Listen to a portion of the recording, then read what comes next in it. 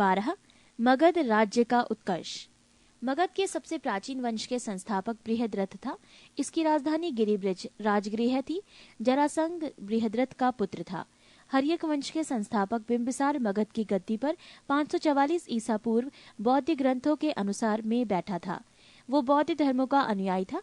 बिंबिसार ने ब्रह्मदत्त को हराकर अंग राज्य को मगध में मिला लिया।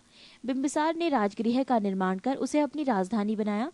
बिंबिसार ने मगध पर करीब 52 वर्षों तक शासन किया। महात्मा बुद्ध की सेवा में बिंबिसार ने राजवैद्य जीवक को भेजा।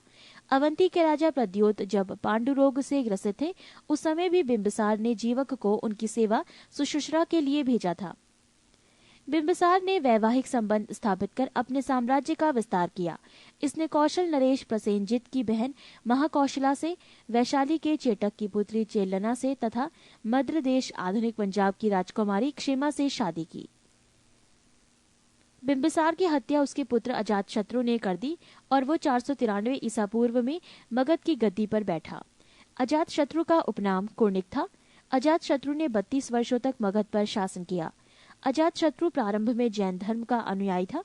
अजातशत्रु के सुयोग्य मंत्री का नाम वर्षकार वरस्कार था। इसी की सहायता से अजातशत्रु ने वैशाली पर विजय प्राप्त की।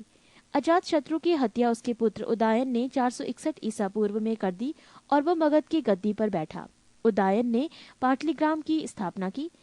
उदयन भी जैन धर्म का अनुयायी था। हर्यक वंश का अंतिम राजा उदयन का पुत्र नागदशक था।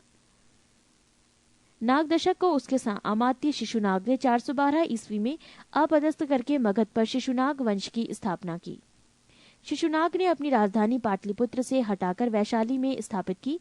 शिशुनाग का उत्तराधिकारी कलाशोक पुनः राजधानी को पाटलिपुत्र ले गया। शिशुनाग वंश का अंतिम राजा नंदीवर्धन था।